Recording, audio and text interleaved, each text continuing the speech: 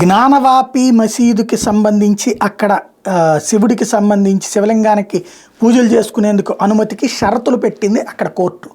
అయితే ఆ షరతులు ఎత్తివేయాలని ఓ పక్కన హిందూ సంఘాలు, షరతులు కాదు అసలు శాంతం పూజలే ఆపేయాలని ముస్లిం సంఘాల పిటిషన్లు తోసిపుచ్చడమైంది.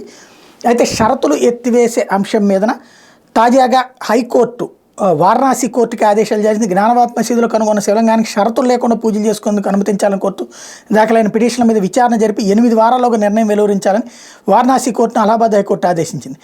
వారణాసి కోర్టులో వేగంగా విచారణ జరిగేలా ఆదేశాలు ఇవ్వాలని కోర్టు దాఖలైన పిటిషన్ని విచారించిన జస్టిస్ మనీష్ కుమార్ నిగమ్ ధర్మాసనం సోమవారం ఈ ఆదేశాలు ఇచ్చింది. వారణాసిలోని కాశీ విశ్వనాథ ఆలయం పక్కనున్న జ్ఞానవాపి మసీదులో సర్వే సందర్భం 2022 మే 16వ తేదీన శివలింగం బయటపడితే అప్పటి నుంచి పూజలకైతే వారణాసి కోర్టు అనుమతించింది, కానీ అక్కడ కేవలం పంతులు గారు వెళ్ళి చూసి రావాలన్నటువంటి కాన్సెప్ట్ చెప్పింది. అట్లాంటిది కాకుండా షరతులు లేకుండా భక్తులందరికీ కూడా అనుమతించాలంటూ ఇప్పుడు కోర్టుకు వెళ్తే ఆ కోర్టు ఏమో పోస్ట్ పోన్ చేస్తున్న నేపథ్యంలో అలహాబాద్ హైకోర్టుకు వెళ్ళారు. అలహాబాద్ హైకోర్టు లోకల్ కోర్టుకు ఆదేశాలు ఇచ్చింది.